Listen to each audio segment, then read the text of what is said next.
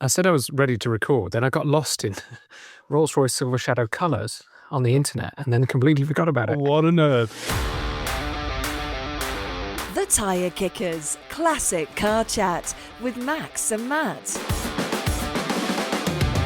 Well, hello there. We're back and talking all things classic cars. This time around, we're asking, what's your classic car guilty pleasure? You know, the cars you secretly love, but are too afraid to admit. Like me, for example, I say I want a Mercedes Pagoda SL, but I really fancy a TR7. The Tyre Kickers. Also ahead, we talk pop-up headlights. Which classic car gives you the best wink? Plus, I sent Matt unsupervised to an auction to select some cars to watch. So, what are the chances he picks some absolute clunkers, better known as stags? Highly likely. How rude. And from pop-up to glow-up, I'll tell you the latest on my Triumph Stag refurb. Plus, we'll hear your thoughts on our big debate from the last show. Which decade is the best ever for classic cars? That's all in this latest episode of Drivel, which, in court, my lord, I believe is referred to as the Tyre Kickers. Driving and arguing since 2024. This is the Tyre Kickers. Right then, here we go again. And I've been thinking, which is a little bit dangerous. Dangerous, yeah. The thing I've been thinking about, Max, is, look, is there a classic car you'd secretly like to buy but never would? So what I mean by that is, you know, a car that maybe it's too ugly, maybe a bit too old, or just a national joke, like one of your favourites, a Marina. I mean, I quite like the Marina. It's the Ital that was doing crimes against cars, and the fact they were both rubbish. But, okay, yeah, I kind of get the idea. I mean, there's lots of stuff I'd like to drive, but not particularly buy or own. I like the fact that other people buy them. Yeah, well, we're talking about the Ital. Wasn't that the one where the radio was out of reach of the driver? I mean, that is the terrible... Around the corner. What was going on in that interior? In fact, there was a post. We had a Guess the Car post on there that somebody put up, and it was an Ital. And you look at that dashboard, and it's just like weird. Oh, it's a shocker. You had to actually kneel down, and you almost lost vision out of the front windscreen if you were driving to try and tune the radio. And they even had to design the radio so it had a bit cut out so it would fit the dashboard. So obviously that's not one that you kind of hanker after, but do you have those guilty pleasures? Do you have cars that you kind of think, I really would like that, but I just don't think I'd ever buy it or drive it? Yeah, for me, to be honest, every British Leyland car, for example, I'd like to drive it, but just not own it. I wouldn't be that stupid. But what about a Princess, though? You've said in the past you would actually buy one if you had space. Yeah, only to annoy you, really. But I mean, it's kind of like space thing, isn't it? If I had infinite space, I would buy a Princess because I really like Princesses and I like the way they drive and I like the wedge shape and I just like the design. But I don't have infinite space, so probably I'm glad that there is a Princess Owners Club for other people and I could admire it when I go to a show, but I don't particularly want to own it. I think as classic car owners as well, we sort of stay in our lane in terms of classic cars, the ones that we like and the ones, you know, I find myself gravitating to the similar sort of cars. I always go after convertibles. I always look at classic convertibles with chrome bumpers. So I'm sort of a bit scared to go off-piste as such. And also I think our era as well, we don't go off-piste. I mean, here's a good example. This is a car that I saw recently and I thought, you know what, I'd love to have that, but I don't think I ever would. It's a 1954 MG TF. So think about, you know, an old style MG with the running boards, a bit of a, what non-classic car people would call like a toe-to-toe haul car. It's that sort of, how would you describe it, Max? It was the car that every RAF pilot drove to the pub after shooting down some Messerschmitts, wasn't it? It's got that kind of Second World War feel to it. So I'm surprised because they're not particularly great to drive, but I mean, all that is secondary to the fact you just wouldn't fit in it. So here we go. Throw that up on your screen now. Have a look at this. So this is 1954. It's a red with wire wheels, 50,000 miles, 1250cc. And it's that classic, as you say, it's that sort of, you know, CADS car around the sort of post-war CADS car with cream leather seats. It's all obviously very, very open. Did these come with a roof? I suppose they're a tonneau cover. They came with a very basic roof, yeah, but I think it was just so fiddly and flapped all the time that nobody used it. Come the summer, that would be that. I just imagine bolting down a country lane in that. As you say, it would be very, very tight. I think. Well, I mean, compared to 60s cars, it's not that much tight. It's probably a little bit more generous than the cars that came after it. But so it's ridiculous. I wouldn't own one, but I really like them. So it is a bit of a guilty pleasure. Yeah, I get it. I have a similar thing about base cars. You know, base models of cars.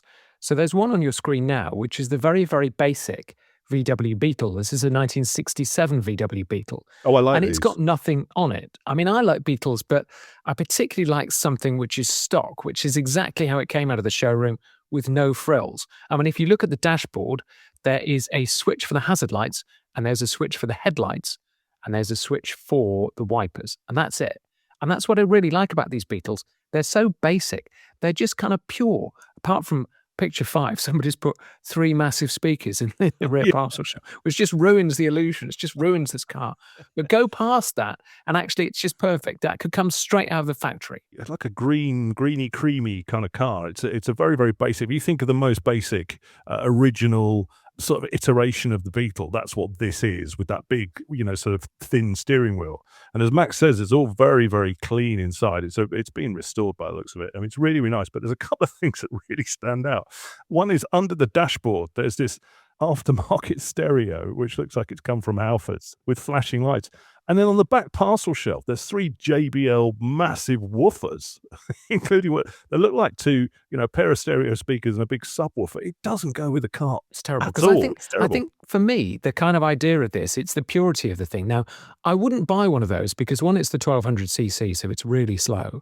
And secondly, it's not a particularly interesting car because it's the base model. But that's kind of, at the same time, what appeals, because it's just plain and vanilla and perfect. That's how it came out of the factory. So in this kind of sense, I'd love to drive one for a bit, but again, I wouldn't own one. On that sort of same theme, I love it and I wouldn't live with it. Let's have. I'll throw this on your screen. Citroen Traction Avant. This one's from 53. And I think these look cool. I think these really cool. And I sat in one recently. They've got suicide doors. You sort of climb in. They've got column gear shift. Most of them were left hookers, and some were built in Slough, weren't they? And they were right hookers. But a lot of them on the market are left hookers. So yeah, 3-speed gearbox, which kind of like bumps into your knee. I wouldn't be embarrassed to drive this. I'd love to drive it, but I don't know if I kind of could drive it because it's so different to us. It just feels such a different car. I think it'd be quite hard work. And I think the problem with some of these cars, I mean, you've both thrown cars up from 1953. So a minute ago, you're an RAF pilot on the way to have a pint. And now you're a French detective driving around Paris in the fog and the gloom. So problem with both of them is how really far could you go in them? Because, cars from the 50s, they were a bit limited. They were a bit slow. So I like the idea. Again, I'd love to have a drive in one of these. Never driven one of these traction Avants. But would you really want to live with it? How far could you go in it? Would you just get bored of people overtaking you? Well, and this is the thing, where's that MGTF, I think, was probably about as usable as a 60s sports car, in terms of you could run it out and you could run it down the pub and you could go to car meets in it, and you're not really going to go massive amount of miles, which I didn't in my 60s sports car. This one would probably go even less miles and much more slowly. But the problem is that you and I have sort of moved on in classic cars, and we've now got cars that are more usable. I mean, I take my Stag down the shops to do a supermarket run just to get out and use it. I'm not going to be taking an MGTF down the supermarket because it's, one, I'm not going to be able to put anything in it, but two, I don't know, it feels like not the right car to do that, and it's not very usable. I think both of those cars, as you say, they're 50s cars. They're going to take a lot of cuddling and warming up to get running. They're going to be very slow. You're not going to get anywhere in a hurry. So I think they just don't become usable. And the reality is, for most of us, we don't have the space to have more than one car. So what do you do with it? So then, well, I could put it in storage, or I could rent a garage or whatever, and then it just becomes a bit of a ball ache, doesn't it? And it doesn't become enjoyable. So your one space in a garage, I think you tend to err on the side of caution of something that you're going to love and use. I wouldn't be embarrassed to have one of these. I think I could open up the garage and be excited about both of these cars. Yeah, no, you wouldn't be embarrassed. It's just one of those cars that I'm glad other people buy and drive so I can look at them and appreciate them, but I just wouldn't really do it myself. It's that kind of guilty pleasure idea that, yeah, I love it, and I love it from a distance. Well, talking of buying and driving and being embarrassed about it, your next pick, I don't think I would drive, actually, because I probably would be embarrassed. A TR7. No, you wouldn't be embarrassed. This was the future once, as they used to say. I think that the point about the TR7 for me, I like the TR7. Again, I probably wouldn't buy one unless it was a very rare early fixed head because they were a bit rubbish. But I like the idea that they exist, and I like the idea there's an owners club and other people out there are driving them and keeping them going. Although not many, because when I was looking for TR7s on our kind of usual classifieds, there's not many around. I couldn't actually find a fixed head. I could only find these convertibles, which is on your screen now. This is a silver convertible, a later one with the mini lights. I don't think they were standard, but it has got the kind of standard tartan check cloth, which I quite like. TR7's nice. I'm glad other people drive them. I really like looking at them at shows, but I'm not sure I'd want to drive it. It's just, the engine, bit slow. I mean, it was 5-speed. It wasn't a great engine. So I think I like the look of it, but for somebody else. Remember when we started this podcast up 2 years ago, episode 1, Crush or Caress? I voted to crush the TR7. Oh, I couldn't crush them. No, I can't crush them. It's just, it's probably not the number one choice. And like you said, we've only got one space in our garage each. So that has to be that something is a bit more substantial. It's got a bit more of a story behind it. The TR7's got a story behind it, but it's just not a particularly good one. It's a story of failure, really. I mean, put a TR6 next to this, it's a no-brainer. That's the TR7 has got the back end of a bus. When I see them at shows, no disrespect to TR7 owners, but it's just not the car that I get excited about. So I wouldn't even want one as a guilty pleasure. Then with faint praise in that case. Poor TR7. We're going to have to... I'll erase that from your screen then. I mean, TR7s, they're a good part of the British car story, but I'm not sure I'd want one in the garage as my only car. Coming more up to date, and they say never to meet your heroes. And this car for me was a pin-up hero when I was a teenager. This is the car that I really, really wanted. A Lancia Delta Integrale. I'll throw this up on your screen. Have a look at it. I used to phone the insurance broker and annoy them on my local high street on a regular basis by phoning them up with performance cars and asking for quotes. And you remember you did it back in those days. Yeah, not third-party fire and theft. Forget the fire and theft bit. I'm not bothered if it gets nicked. Is there anything lower? Is there a fourth party? What's the cheapest? Well, you used to be able to get. I don't think you can buy it anymore. Can you third party? Because everybody wants to sue everybody now for whiplash, so you can't have it anymore. So, but third party, I once got a quote on one of these, which was about 300 quid, and I thought, But this was the pin up to me because at the time in the late 80s, these looked like the nuts. I mean, they were one of the few cars with the proper flared wheel arches. I mean, I don't think they were a great buy. There was a dealer in Wimbledon in London who specialised in this, but just went bust, I think, because all the cars he ever sold just came back having gone wrong, having broken, basically. I think the engine needed a rebuild every 20,000 miles on Integrales. They weren't the most reliable cars. And also, I don't know if you've got to picture 5 yet. Yeah, I did pick this one. There's a line of rust where the roof meets the windscreen. There's just a line of bubbly rust. It gets worse. Go to picture 7. It started making a break for it. It looks like the car's got barnacles. Basically. Oh, that is now structural. I can see an MOT tester getting a screwdriver out, and look, he's gone MOT on picture 9. Actually, is that a fail or a pass? How's it got a pass with that rust? Held together with paint. But it's not dated very well. I mean, this was the hero car, and then the HF was the one that most people would go into the showroom and buy. But it's not dated very well. It all looks very kind of lumpy. And I know it was a rally pin-up and all that sort of stuff, and it was my pin-up car, but I just wouldn't really ever want to own it. So it was a guilty pleasure for a long time, but I just think time has not been kind to this particular car, nor have the elements. Now, your next pick, is your guilty pleasure about being a minicab driver? Because you seem to have picked... Yeah, I think it might be. I think you might be right. A quick run to Heathrow. I think the guilty pleasure about this one is that, again, I really like a base model that's reliable, but I wouldn't particularly own it. So this is a 1991 Mercedes 190E, the W201 190. I love these, but they're a bit boring, but that's why I kind of like them. So it's the contradiction here that I would love to have one of those as a guilty pleasure, but probably I'd never go and buy one because everybody just thinks it's some old taxi that you're smoking around in. So, when you look at the pictures, they're great because it's the base model again, and it's got nothing on it that it shouldn't be. It's got a wiper stalk and a mirror and a steering wheel, and that's it. And that's what I like about it. But again, would you bore of it if you kept it for a while because you just think, well, what's special, what's interesting about that? But at the same time, every time I see one on the roads, which is an increasingly rare sight now, I stop and have a look at it and go, oh, isn't that nice? The other thing that seems to be a common theme with your picks as well is you like stuff that looks like a van. So you pick the TR7 looks like a back end of a bus, and next up on your list, you've got a Sherpa van. Why is this a guilty pleasure? I've always liked Sherpa vans because, as you know, my dad was a car dealer in the 70s, and there was lots and lots of commercials came in. I think he might have run a commercial for tax reasons. I don't know this is a fact, but when we were kids, he would always cut out a bit of carpet and then put it in the back of a van and then tool around in that for a few weeks. And so we'd be bouncing around in the back. One of them was a Leyland Sherpa van. And I love Sherpas because they've got this really happy face to them. It's kind of like it was the alternative to the Ford Transit, but it was just a much happier looking car. And I remember we had some great times in Sherpas going around as a kind of family. But again, I wouldn't buy one. But this is for a different reason, because actually I can't find one to buy because they're so rare now that actually I cannot find a Sherpa in this country to buy. Not that I would do, but even if I wanted to, I couldn't do it. So there's a second reason for not having the guilty pleasure. But yeah, Leyland Sherpa vans. If you haven't ever seen one, Google it, because it's got the friendliest van face, I think, since the Bedford Comma. Oh, well, that's quite nice then, if it's a nice nostalgic memory. But it's a bit weird that there's not many around, because these were everywhere, weren't they? Yeah, I mean, they were the post office vans for a while. I mean, British Telecom used them as well. So, I mean, everybody used Sherpa vans, but I think they've all just rusted away. But friendliest van face, if that's ever a competition.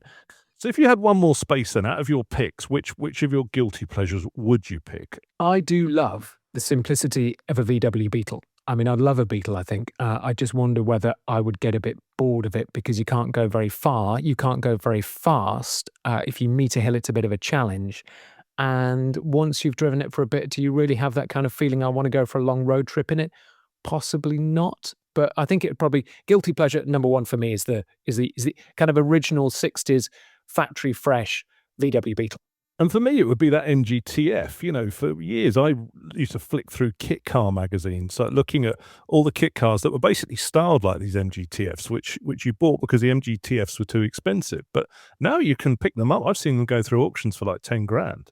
So you could have that as a bit of fun. It wouldn't be your everyday classic car in the summer, but you could roll it out every so often just to capture an era of being that. And I could wear a sort of fine jacket and put a tash on. So I think there'd be like a guilty pleasure of doing that. So, oh God, you would as well, wouldn't you? I know that. I can just imagine you doing that. Oh, do behave. Ding dong. Let us know what your classic car guilty pleasure is. What's the car that you really secretly love, but you're really never, ever going to own? Do let us know on our socials. And here's how you do that. You can find us at The Tyre Kickers UK on Instagram and The Tyre Kickers on Facebook. You're listening to episode 51 of The Tyre Kickers, and spring is in the air here in the UK. Well, it was for about a day max, wasn't it? And it went grey and wet for the rest. It was a nice hour, but it was an hour. It has got us optimistic, though, that the weather is on the turn. So naturally, people are thinking about the three things that they forgot about over winter, namely convertibles, ice cream vans, and shiny classic cars. Yeah, so that means there's more footfall at the car auctions. So instead of just us with coats on, spring brings the people who quite fancy a classic to kick some tyres. But the question is, does that affect the prices and send values soaring, or just mean there's more people in the way when you're trying to have a good look around? Well, this week was the historic spring sale at the famous Ascot racecourse. Now, normally in the past we'd go together and I'd obviously do all the research beforehand, but this week I had to send Matt solo. And of course, you don't even read the catalogue before you turn up. No, I don't, because I get you to do it. Besides, I kind of like looking round and using my own eyes and seeing what sort of leaps out at me rather than sort of studiously researching beforehand. Yeah, which is the problem. So I gave you a list of really good, interesting stuff to kick the tyres on. So there was a Fintail Merc from the 50s, a manual Porsche 928, a couple of nice E-Types, and a lovely BMW 3-litre CSL, the E9 Coupe. So which one of those did you look at? Well, naturally, I paid no attention and just carried on as normal. All right, so none of them? Yeah, no, none of them. So you just walked around and looked at some shiny stuff and went, oh, look, there's a Stag. Well, I may have done that. I went with an open mind, Max. You know how I do it. Yeah, that's the problem. But I suppose, as all parents know, it's good to let the kids do stuff by themselves. So I packed you off with a bus fare and a packet of cheesy Wotsits for lunch. Well, here's the thing, it doesn't happen in Britain very often. Beautiful blue skies, sunshine. I'm outside Ascot Racecourse, looking at the paddocks and surrounded by some beautiful classic cars.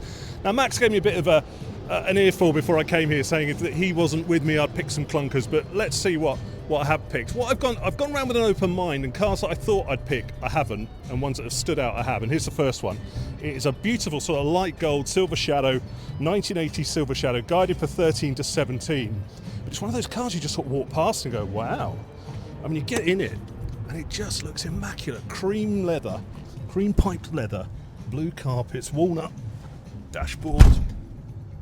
It just feels great in here. It's really, really nice. If you want to guess what it's done before, that's the glove box opening. There's some wedding ribbon in the glove box. That's a giveaway. But it feels a really together car. You know, nice vinyl roof.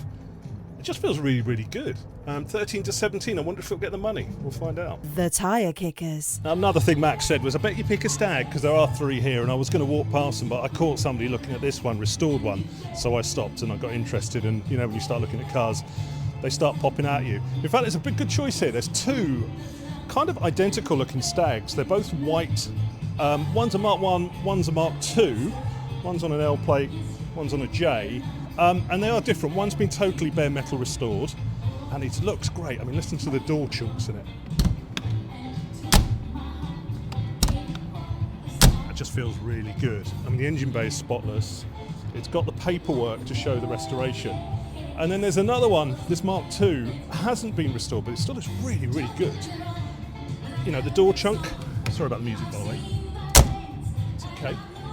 You know, this one looks a more original car, but it's still great, great nick. This one, the one that's not been restored, is 13, and the other one's like over 20 as a reserve. So they're both different, but when you look at the paperwork, it tells a story. The non-restored one has got better paperwork.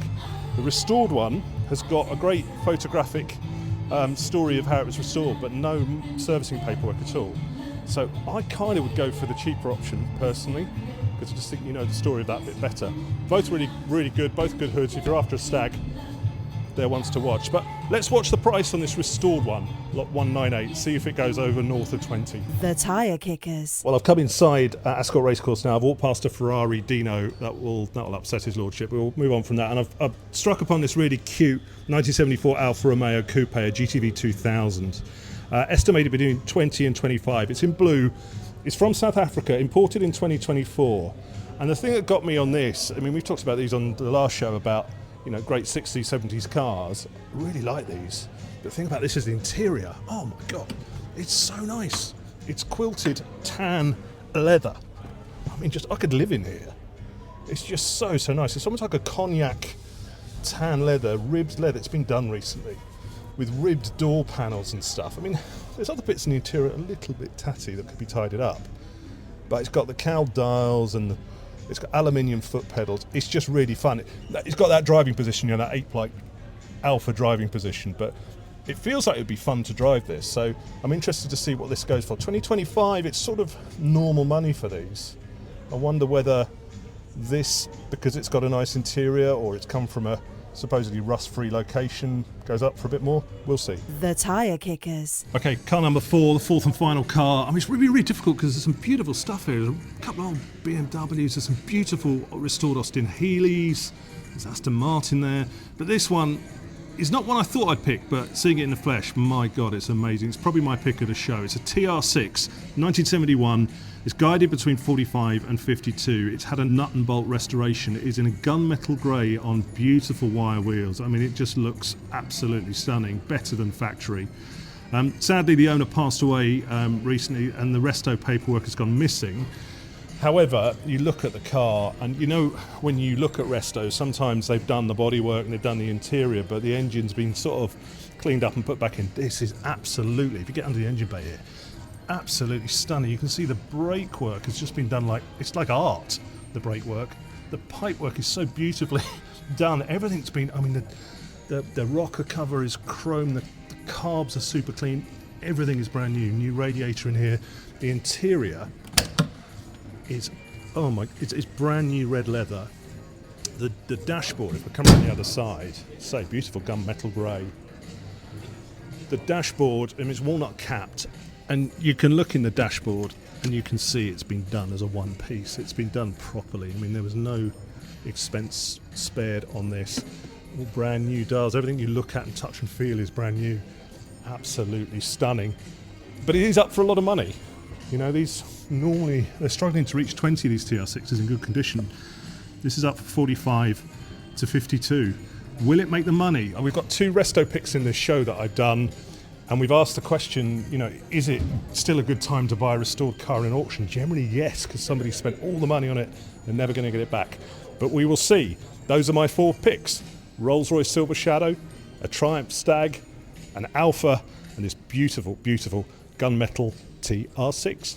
So, surprise, surprise, there's a Stag and two cars where you just got blinded by the interiors and some shiny bits. This is exactly why you can't go out unsupervised. I know, it's really hard picking just 4 cars, and afterwards I did actually see some more great stuff, because I went back actually on the Saturday for the sale. But the stuff I picked mostly had a point. I wanted to ask, do restos still stack up at auctions as good buys? And I kind of wanted to look at good examples of a lukewarm car and see if it got the money. Plus, I did get distracted by the bloke looking at the Stag. Honestly, I didn't go thinking about Stags, but there were 2. Of course you did. I even texted you the day before, said, what are you going to come up with? Number 1, a Stag, 2, a Stag, 3, a Stag, and then 4, some kind of Alpha. My only excuse is that there was a bloke really, really interested in it from Cyprus, and I ended up chatting to him. And because you know the car, you end up yapping. And obviously, because it is your car and you've got one, you can spot.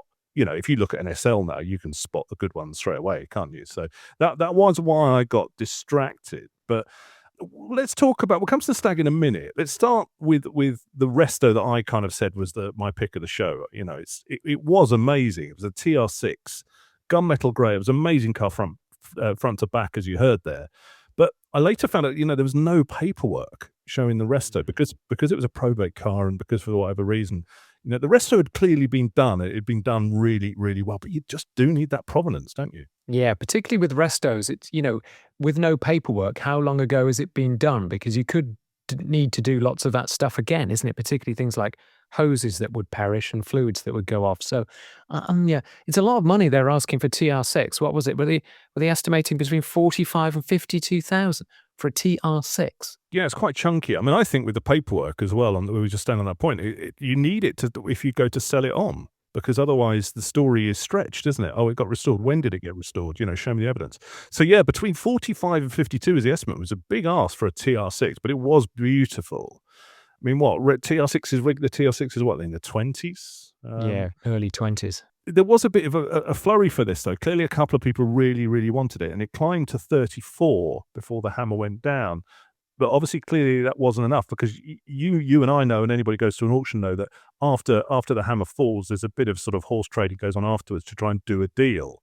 And actually, that's worth bearing in mind. If you ever miss a car at auction, phone up, because afterwards they'll do a deal. But this got to 34k, but clearly it wasn't enough, and it doesn't appear to have sold. So I just think without that paperwork, it's never going to reach those big numbers. And it does stress, actually, the importance of keeping your paperwork together, because even with our own cars, I mean, I try and be fairly disciplined with putting my paperwork together, but sometimes you get in from having the car serviced or whatever, you just lob it in the kitchen, don't you? It goes in the pile of post with everything else. But when you come to sell that car, it's so important to have that stuff there.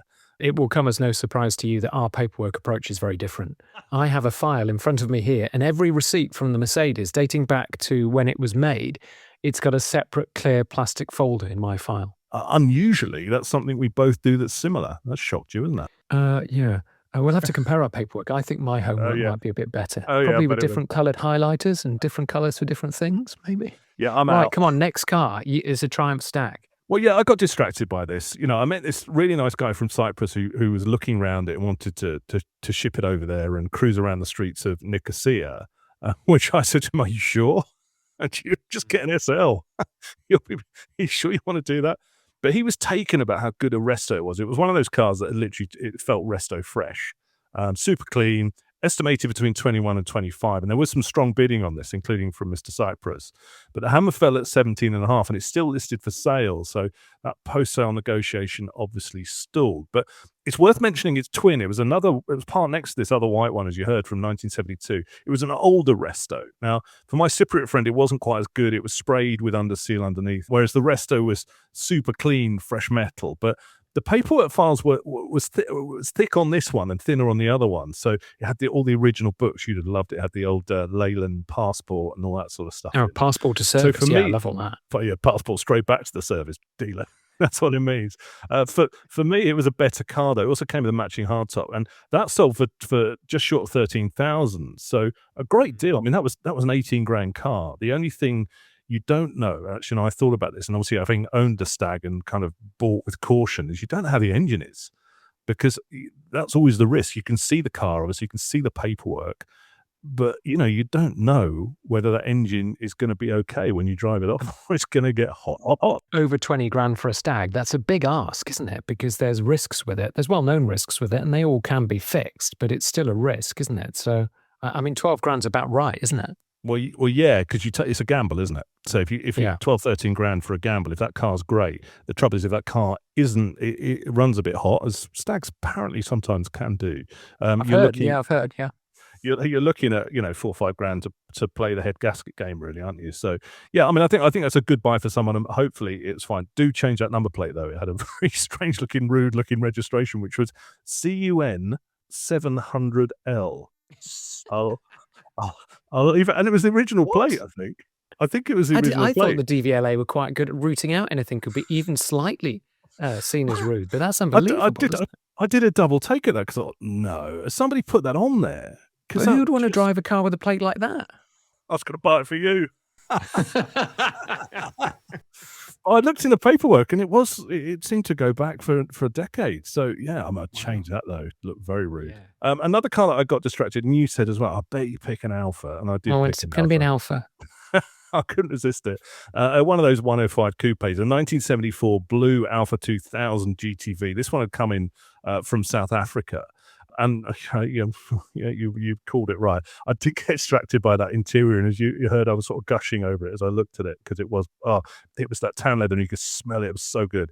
But in reality, having looked at it when I went back on Saturday, the rest of it did actually look a bit tatty. And I got speaking to a Alpha specialist who was looking at it as well, and he kind of said, you need to throw another 5 grand at this to cuddle the engine and do some bodywork and trim. The engine looked all right, but I think you're going to need to throw a bit of money out. And what do they go for? About 20 grand normally, those 20 to 30. Yeah. Also, we've been to a couple of auctions where they've been unsold. They've asked big money for it because they've got lots of Alphaholics bits on it, but they've actually gone unsold because it's quite a tight market on those, because they are quite expensive to do any body work on. Well, yeah, but this went for 31, including the fees, which I think is quite chunky. And another car that I probably would have, if you were with me, I'd have gone, oh, not another Silver Shadow. Let's not look at another Rolls-Royce Silver Shadow, because obviously you've been banging on about them for ages. But this one caught my eye. I just wanted to see that, if a car is a good example of one, because I've looked obviously a couple with you, and you've pointed out the bits to look up, around that back window they normally go, don't they? This one was really nice arches, retrimmed. Somebody spent 12 grand on getting the brakes serviced. 12 Yeah, that is grand. the Rolls-Royce Achilles heel, because they're so expensive to fix. Good God. But yeah, as you heard from when I was sat in it, it's just such a nice... And do you know what? I don't know if this is a psychological thing, but every time I now get into Silver Shadow, it feels smaller. I don't know if just modern cars are getting bigger. Or you're getting bigger. There's a kind of proportion issue here, isn't it? There's a percentage issue. As you get 10% bigger every year, the rolls get smaller. You might be right. But I might be morphing into a Rolls-Royce Silver Shadow driver. Well, welcome to middle age. Welcome to middle age. That's Everybody in middle age just actually looks at a Rolls-Royce Silver Shadow and goes, oh yeah, I bet that's comfy. This one was really nice. I would have thought that actually you'd be interested in terms of the values of this. Yeah. Colour. That's the problem with Silver Shadows. That kind of gold. It's a bit Jim Davidson, Jimmy Tarbuck kind of thing. No, it looked fantastic. You need to get they do such good colours on those, like the Tudor grey and the Caribbean blue and the Oxford blue. You really a kind of really restrained colour on a Silver Shadow, then it looks classy. No. In gold, it's just Saturday night light entertainment. It's shiny floor. 1980. You are virtually got a PhD in these now. 1980 Silver Shadow 2.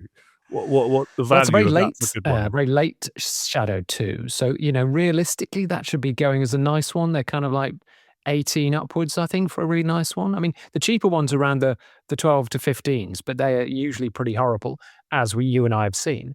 But the nicer ones are kind of 18 plus. Well, this got a fair bit of interest and actually sold for 24. So I'm guessing that's to a private individual, because you're not going to make the money on as a dealer on that, are you? No. That's good money for a Silver Shadow too. But, there's so few good ones. If you do find a good one, you've got to cling on to it and probably pay what it's worth. Being at the sale on the day, the prices were sort of all over the place. Some stuff that wasn't selling, some stuff was going for silly money. The cover star actually didn't sell. On this auction, you always get a big, thick catalogue. I've got to hear that, which you love, don't you? I mean, it's like your... Yeah, I keep them. I've got a shelf full of them up there. Yeah, Max, he kind of goes off air for about a week just reading the blooming catalogue. But they always, on the front of the catalogue, they always have the kind of star of the show. And this was a BMW CSL. It didn't sell. It said 1972 two in the catalogue in 1974 online. Maybe there's confusion about what year it came from. But it was estimated was between 150, 160, and by the looks of it, hasn't sold at all. So there was a flurry of activity over that, but it just didn't go. And then I'll say a lot of stuff didn't hit reserves. And Same problem as the Shadow, though. Wrong colour. That was that BMW Ceylon Gold, which is better known as sludge brown.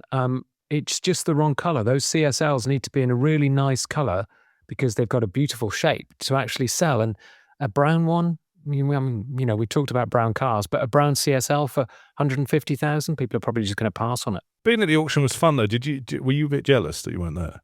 I think. Yeah, I was very jealous, actually. I was having a medical procedure, which I won't describe what it was, but if you used to take your cat to the vets in the old days, the way that the vet used to take the temperature of the cat is not dissimilar to how I was having a medical procedure.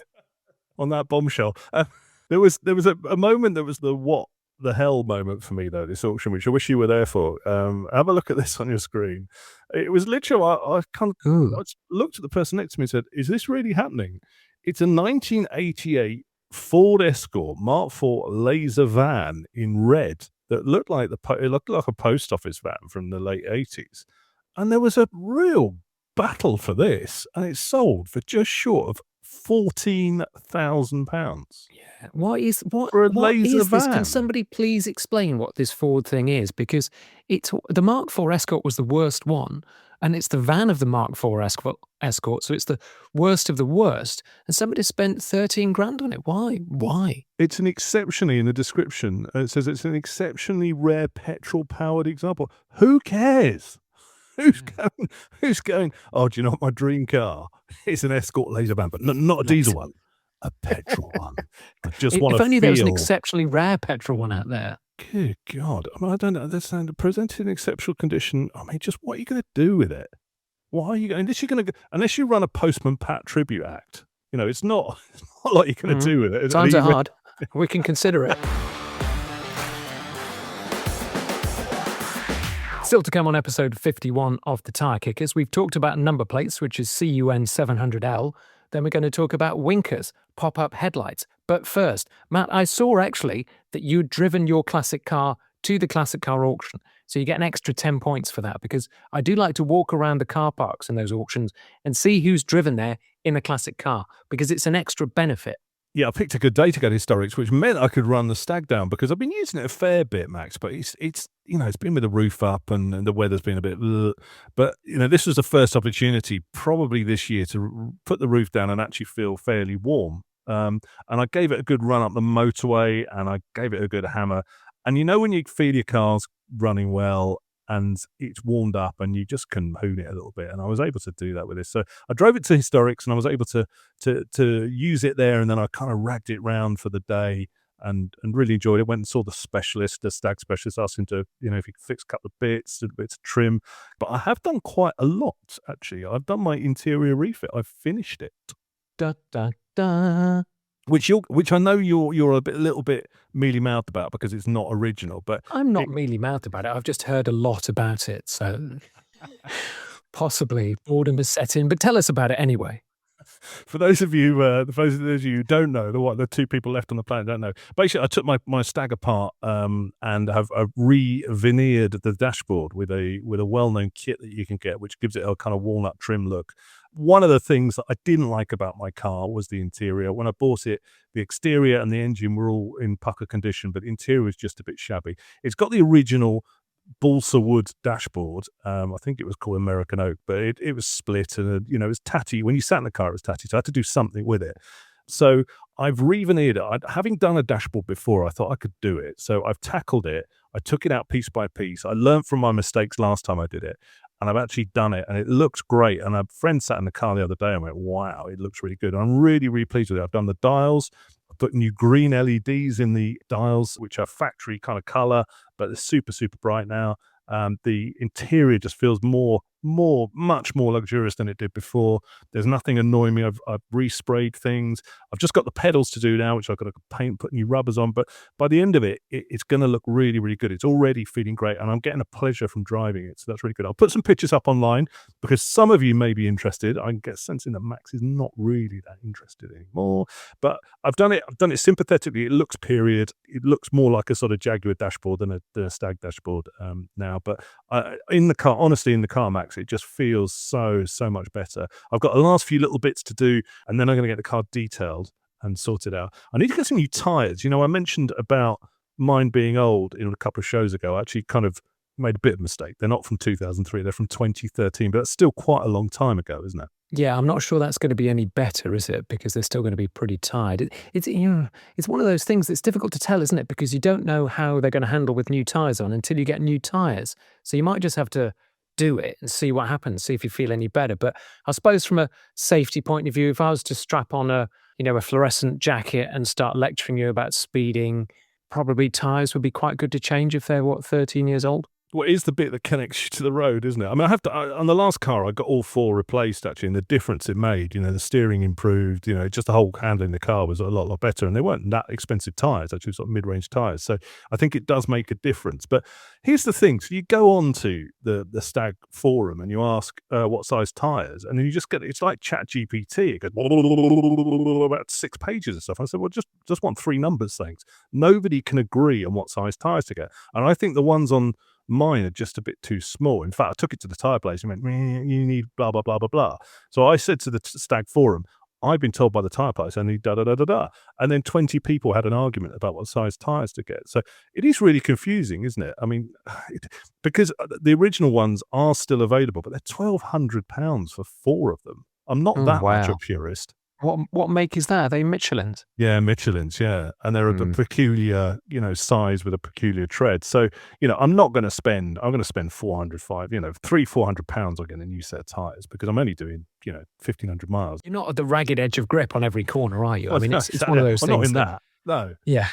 The thing is that I am a little bit OCD about what they look like. And I'm not, I want to buy something half decent that looks decent. So you start having to go down the rabbit hole of, right, well, what's that going to look like on my cars? I think I've found the answer, actually. I found the tyre. But yeah, I might do something on tyres, actually. I think I might do a special on it, which hopefully doesn't sound too boring because I think it's really quite confusing. Apparently it's the number one topic, certainly on a Triumph Stag forum, what tyres to get, which seems bonkers, doesn't it? More than overheating?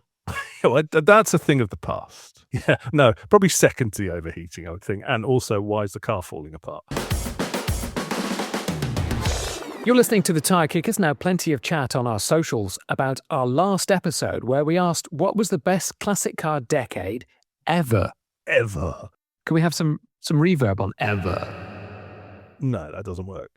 Back to the comments. My Classic Wheels on Instagram says it's tricky, picking the best decade. But thinking of some of the better cars from those eras, I think I'd say the 60s. So many iconic cars and designs with all that chrome and curves. I hear you.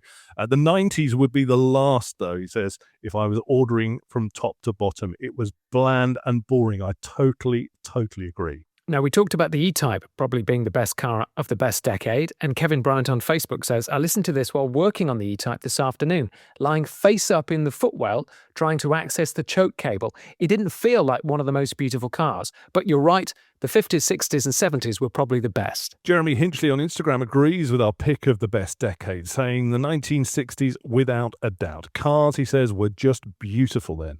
And a final word to the guys at Californian Classics up in Hull. They restore NGBs and say it's hard to pick just one decade, as most of the cars they like working on are from the mid-60s to the mid-70s. Well, but it doesn't work like that. Yeah, exactly. One decade. So it's either the 60s or the 70s. Yeah.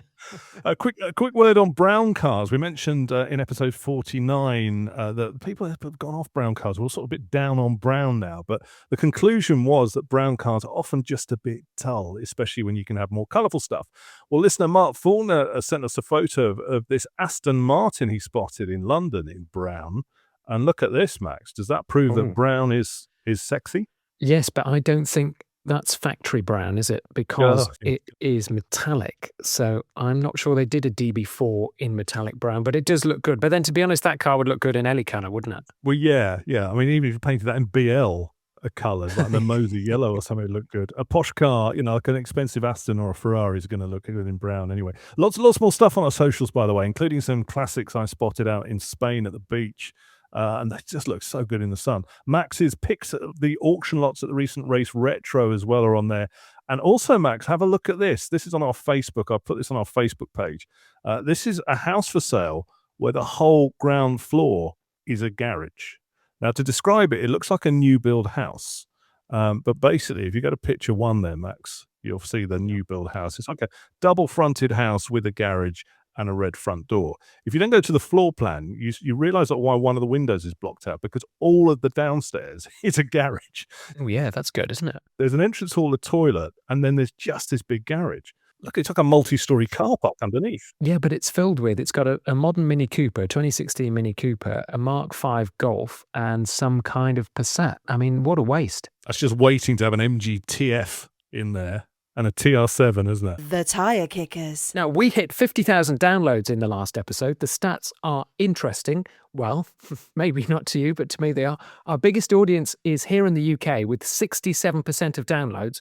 But second is Australia, where there's 7% of our listeners, most of them in Melbourne, interestingly, and 6% of our listeners are in the US. So that's either g'day or howdy.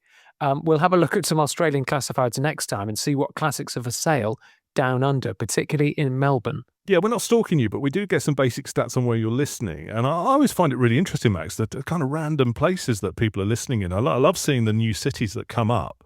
We have some like St. Moritz, Pimpana in Queensland, Pawtucket in Rhode Island, and Knoxville, Tennessee. I saw in Almeria in Spain as well, somebody listening there. It's really, really fascinating where people go. It gives us a top 4, doesn't it, on the stats of the most recent cities. And I think there was like 3 glamorous ones and one that said Grimsby. So yeah. It's always interesting to see the mix. Wherever you are, we really, really appreciate you listening. And sorry if you are in Grimsby, because we've just insulted you. So I mentioned the TR7 earlier as one of my guilty pleasures. One of the reasons I love TR7s, though, are those pop-up headlights. Now, when I was growing up in the 1970s, they were the icing on the wedge-shaped cake. Now, since then, I've always been a sucker for a hidden headlight. I'm thinking Ferrari 308 GT4, Lotus Esprit Series 1, Porsche 924 944, or even the Mazda MX-5. Yeah, they were cool. I mean, I can only think of the one-eyed wink of cars, though, with broken headlights, because they didn't always work for very long, did they? So only one would slowly pop up. I mean, I like classic cars with a face as well. And the pop-up, while it was cool in the 70s, I don't know if it hides the eyes of the car. Yeah, but they were there for a reason. When designers were chasing shapes that slipped through the wind, the big headlights of 60s cars were like an aerodynamic brick wall. Now, pop-ups hid the lights and smoothed the shapes. Well, when they were closed, at least. Think about the Lotus Elan, the Lamborghini Countach, the Aston Martin Lagonda, Porsche 914, and here's a picture of the TR7 with the lights up. Now, this is one of the original launch pictures from, this is a piece of the 76 TR7 in white, with the steel wheels and the headlights up. Now, that is both cool and also unusual, because I remember from the press launch of the TR7, they were early pre-production cars, and the headlights actually didn't work, and they launched it, some of it at night, so journalists were driving around with no lights, which is a classic TR7 moment. But when the lights work, I think they're really cool. Yeah, I mean, it did look cool. It was quite space-aged in the 70s. You say the wedge shape was quite space-aged. We thought that was quite futuristic back then, and these pop-up headlights were cool. And it was a bit of a showpiece, wasn't it, when you had a car with pop-up headlights? Oh, go on, pop the headlights up. And then, as you say, go off now, either didn't work, or one came up slowly, one went down slowly, and they were a bit rubbish. But with them up, they do look cool. I'm surprised that you say this is from the original launch, because looking in the car, there's 2 old blokes with bald heads. So that's the perfect kind of, that could have been yesterday. TR7 driver and passenger from yesterday. But yeah, come on, show me some more of your pop-ups. What else have you got? Here is probably one of the best, I think, pop-up headlights. It's in the Series 1 Lotus Esprit. Now, can you see that on your screen? This Lotus Esprit Series 1 is red with the chrome mirrors, the chrome wolf-race alloys, and the 2 headlights popped up. Doesn't that just look cool? That gives it a kind of face that it doesn't have when the headlights are down. And you can really see the kind of look of it is very different to all the other cars. And also, the other thing about pop-up headlights, from when you're driving or in the passenger, you can see them come up. So it's a bit of kind of car theatre. That's why I really like those pop-up headlights. Yeah, I mean, this moves it on one stage further because these are double headlights, aren't they? So that it pops up 4 sealed units, basically, and it does look cool. I mean, these Series 1 Esprits look really, really nice. Oh, they're great, aren't they? Every time I see them, I kind of think this is a great car. Again, guilty pleasure because they go so wrong so badly. I like other people having them. I'm not sure I'd be brave to buy one myself. Well, what's Lotus stand for? It's lots of trouble, usually serious, isn't it? But yeah, I mean, I know people go nuts for the Bond one, but I think these ones are super, super clean. But yeah, those pop-up headlights just do make it because they were a party trick. And then when you pop up like double headlights like that, I'll give you that. They do look cool. Not so cool for pedestrians if you got hit with it, because you would be not only bounce off the bonnet, you'd be scraping bits off as you go. I mean, the safety regulators didn't like them, did they? They weren't aerodynamic when they were up. They kind of always went wrong with complicated motors and pulleys kind of getting hit by all the road stuff, and obviously everything gets clogged up and doesn't work. Plus, lights got smaller, so they didn't need to take up so much space. I mean, when was the last pop-up headlights? When did they go out of fashion? They kind of, I mean, they clung on to the 2000s, I think. The Lotus Esprit had them to about 2004-ish, I think. And then the Corvettes, the Corvettes from the C2 to the C5 had them, but I think the Corvette C5 finished around the same time, actually, 2004, probably some kind of legislation. And also there were some clunkers of the pop-up. Now, if you look on your screen now, I'm going to give you the Volvo 480. Oh, yuck. Yeah, no, that's not looking so good. That looks like a sort of cross frog, doesn't it? It's like an angry frog. You've upset it or you've poked it and the eyes have come up. Because they've done that Volvo thing. They've put big indicators and big side lights and big fog lights on it, but then put tiny little pop-up headlights. And so it doesn't look right. So all the kind of mouth is all wrong. And they were a bit of an odd shape anyway, those 480 ESs. But that wasn't a great pop-up headlight. The pop-up, which is fantastic, could not save that design. What would you say was your number one pop-up pin-up? This one just basically shuts the door on any complaints about the pop-up headlight, because if you look at your screen now, the Ferrari F40. Now, this is a picture of one in red, obviously, and it's got the headlights up and on, and it just looks tremendous. It looks both angry and sexy at the same time. Now, the F40 is a beautiful looking car. I've not found a bad F40 angle ever, but with the lights up, it just looks like it's going flat out. It's a fast car, and with the headlights up, it looks even faster. If you were on an autostrada and you looked in your rearview mirror and and you saw that coming behind you with the headlights on, you just get out of the way, because it's just perfectly encapsulating the face and the anger of an F40. It's quick, it's fast, get out of my way. Well, hopefully you're still with us. You didn't pop off while we were talking about pop-ups. But if you've stuck with us this long, thank you for your patience. And don't forget to join us again when we're talking mini classics on the next episode. Have you got a small space? If so, what's the best mini classic to fit it? And also, as lots of our listeners are in Australia, it's time to dive through the Aussie classifieds and see what's for sale down under. Yeah, no, mate. Also, ice, baby. Not the Americans with guns, but what's the best in-car entertainment for a classic car? We talk stereos, graphic equalizers, and retro radios. If you've enjoyed this episode, and that's a big if, please tell a friend. Now, it's time for us to go, thank goodness. See you next time. Goodbye. Bye.